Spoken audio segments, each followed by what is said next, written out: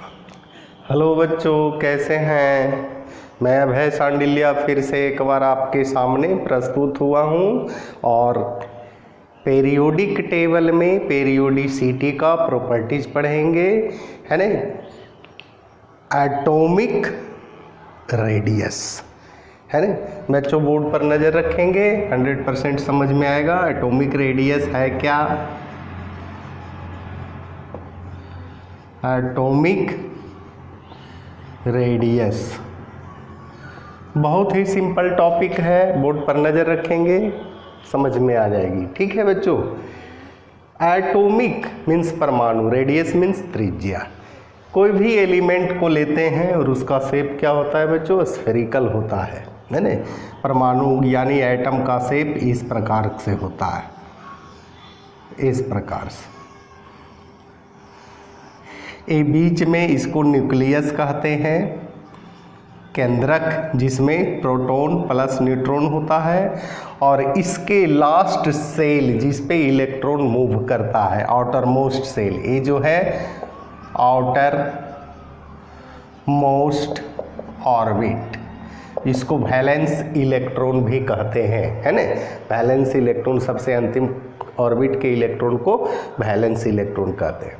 तो कहता है कि आउटर मोस्ट ऑर्बिट का सेंटर और न्यूक्लियस के सेंटर, ये दोनों के बीच के डिस्टेंस को ही हम लोग क्या कहते हैं? एटॉमिक रेडियस कहते हैं, है ना। दोनों के बीच के डिस्टेंस को हम लोग क्या कहते हैं? Atomic radius. अब बच्चों कहता है कि एटॉमिक रेडियस किसी एलिमेंट का नहीं निकाला जा सकता है, क्योंकि एलिमेंट फ्री स्टेट में नहीं होता है ना। तो लिखेंगे the atomic radius is not determined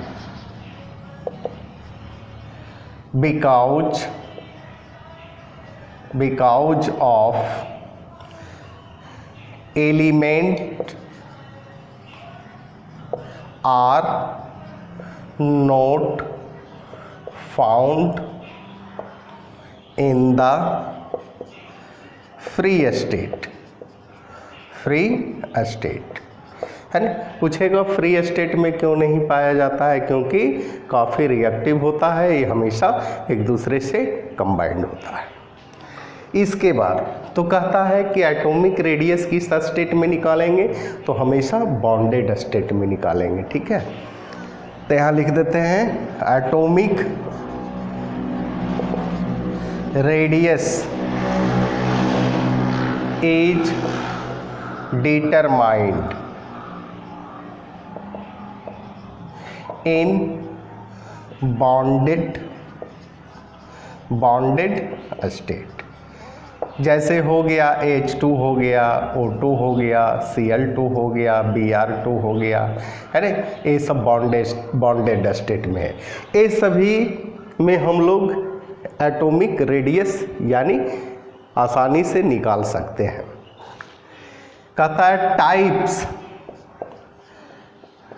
types of atomic radius. Atomic radius के प्रकार, पहला है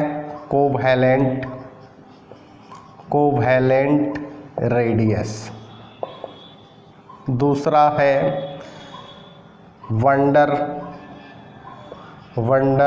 वाल्स रेडियस, तीसरा है मेटालिक रेडियस, और चौथा है आयनिक रेडियस। बच्चों इसको नोट किया जाए। अब बच्चों हम लोग कोवैलेंट रेडियस निकालते हैं, है ना। कोवैलेंट रेडियस,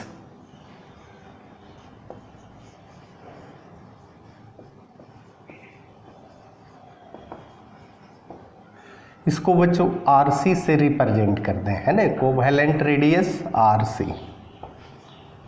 कहता है covalent radius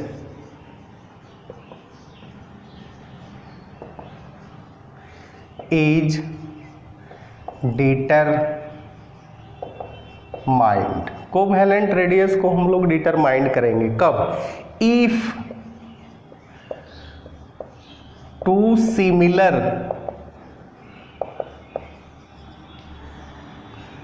atoms are combined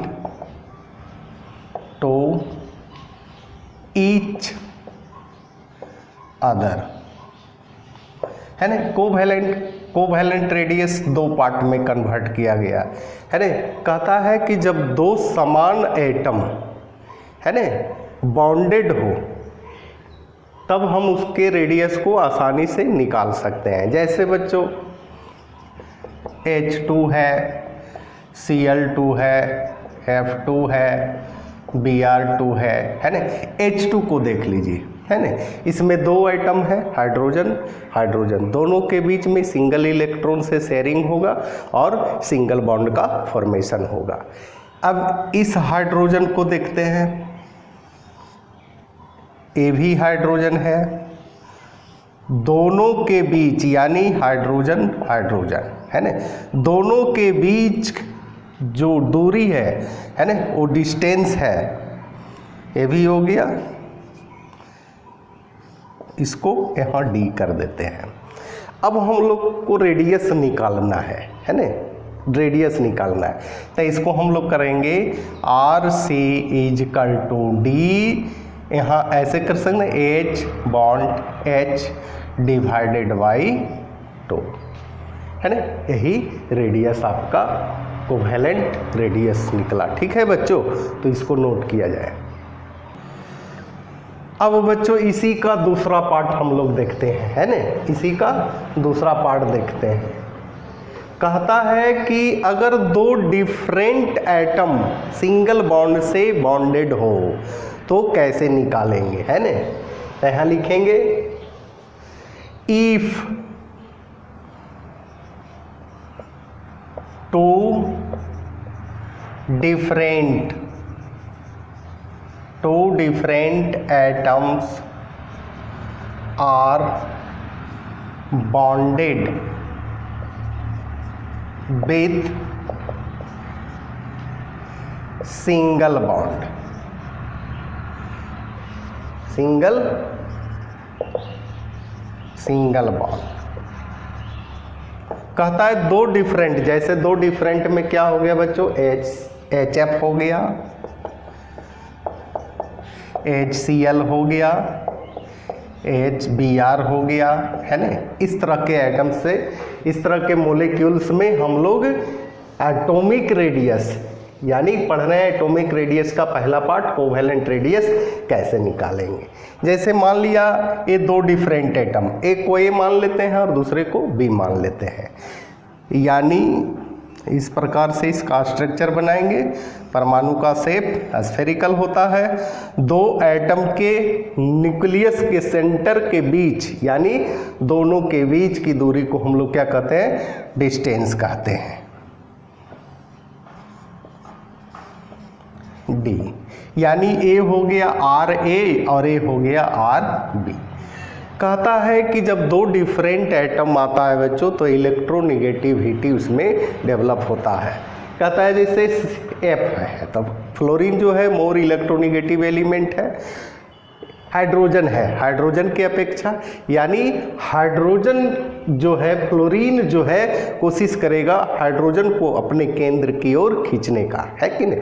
तो इसमें जो फॉर्मूला होगा यानी यहाँ करेंगे D A bond B is equal to R A plus R B, और यहाँ माइनस कर देंगे 0.09 डेल ई एन है ना। इसको इतना इसमें से आपको घटाना होगा एंगस्ट्रॉम है ना। ए जो हो गया R A covalent radius A, R B हो गया covalent radius B, small A कर दीजिए। और ए जो है बच्चों del E N, difference electronegativity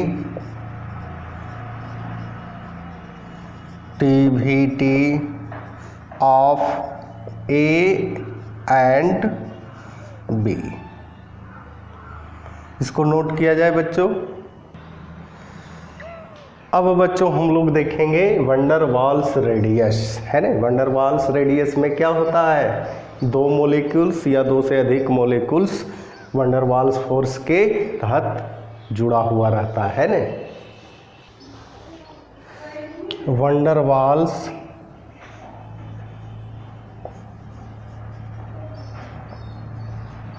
Waals radius, इसको आर भी से रिप्रेजेंट करते हैं। जैसे बच्चों O2 हो गया, O2 हो गया, O2 हो गया, O2 हो गया, बहुत सारा नॉन पोलर मोलिक्यूल्स एक दूसरे से जुड़ा हुआ रहता है due to the van der Waals force of attraction. कहता है van der Waals force of attraction बहुत ही बिग फोर्स होता है।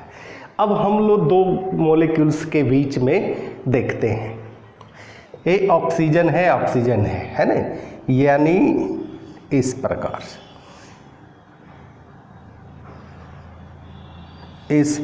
से ए हो गया O2, जिसको A2 कर देते हैं, है ना। ए भी बच्चों O2 है, चूंकि सिमिलर मोलिक्यूल्स है। इस प्रकार से करते हैं,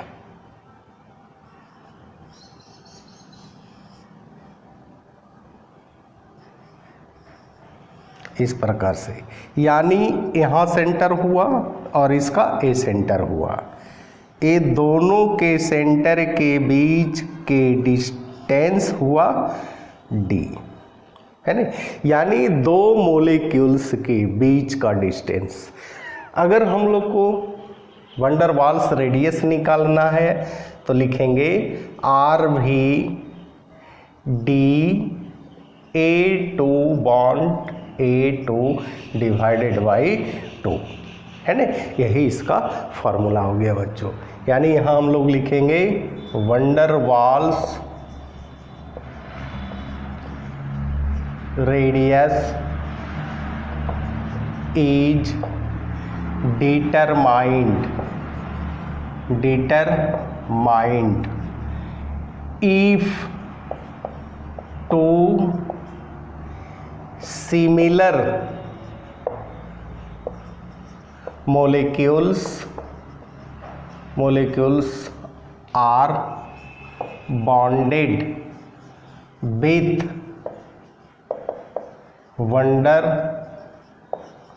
wonder Waals force of attraction.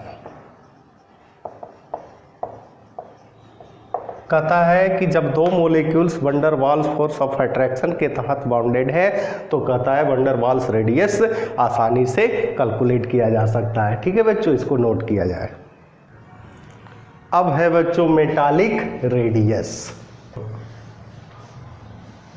Metallic radius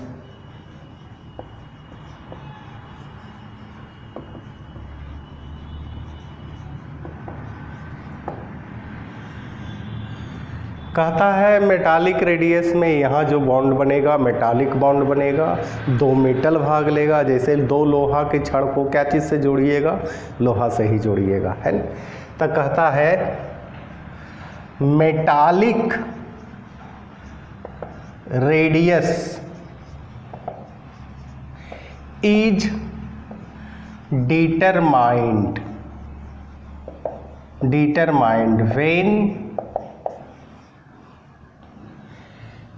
atoms are combined with metallic bond। यानी दो एटम के बीच जो बॉन्ड होता है मेटालिक बॉन्ड होता है, और मेटालिक बॉन्ड सबसे अधिक स्ट्रॉन्ग बॉन्ड होता है ना। जैसे मान लिया बच्चों दो एटम है ना, इस प्रकार से, यानी दोनों के बीच के डिस्टेंस को डिस्टेंस कहेंगे, दोनों के बीच की दूरी को, है ना। इसका हम लोग को निकालना है रेडियस, यानी R M D A bond A, चूँकि दोनों सेम एटम है, डिवाइडेड बाई 2, यही हो गया मेटालिक रेडियस का फॉर्मूला। अब बच्चों हम लोग पेरियोडिक प्रॉपर्टीज में एटॉमिक रेडियस को देखना है ग्रुप में और पीरियड में। ए हो गया, खड़ी रेखा को ग्रुप कहते हैं और पड़ी रेखा को पीरियड कहते हैं, है ना। ए टॉप हो गया, ए बॉटम हो गया, बॉटम हो गया, ए लेफ्ट हो गया पीरियड में और ए राइट हो गया। कहता है कि टॉप टू बॉटम जब आते हैं, यानी ऊपर से नीचे जब हम आते हैं, तो एटॉमिक रेडियस इंक्रीज करता है। क्यों इंक्रीज करता है? क्योंकि प्रिंसिपल क्वांटम नंबर इंक्रीज करता है। जैसे लिथियम है, सोडियम है, लिथियम 11 है, सोडियम 3, इसका इलेक्ट्रॉनिक कन्फिग्रेशन 2 1 करेंगे, इसका 2 8 1 करेंगे। इसमें 3 प्रिंसिपल क्वांटम नंबर 1 2 3, इसमें 2 प्रिंसिपल क्वांटम नंबर, यानी n इजकल टू 2, इसमें n इजकल टू 3। इसी प्रकार से प्रिंसिपल क्वांटम नंबर बच्चों इंक्रीज करेगा, जिस वजह से एटॉमिक रेडियस क्या होगा? इंक्रीज करेगा। लेकिन पीरियड में जैसे ही लेफ्ट से राइट की ओर जाते हैं, एटॉमिक रेडियस डिक्रीज करता है, क्योंकि प्रिंसिपल क्वांटम नंबर कांस्टेंट होता है। जैसे एक पीरियड के सदस्य को लेते हैं, लिथियम, बेरिलियम, बोरन, कार्बन, ये 3 है, 4 है, 5 है, 6 है, 2 1 2 2 2 3 2 4। इसमें भी 2 ऑर्बिट है, यानी n equal to 2, n equal to 2, n equal to 2, n equal to 2, यानी सभी में प्रिंसिपल क्वांटम नंबर क्या है बच्चों? कांस्टेंट, जिस वजह से atomic radius left to right में डिक्रीज करता है। इसी के साथ बच्चों धन्यवाद।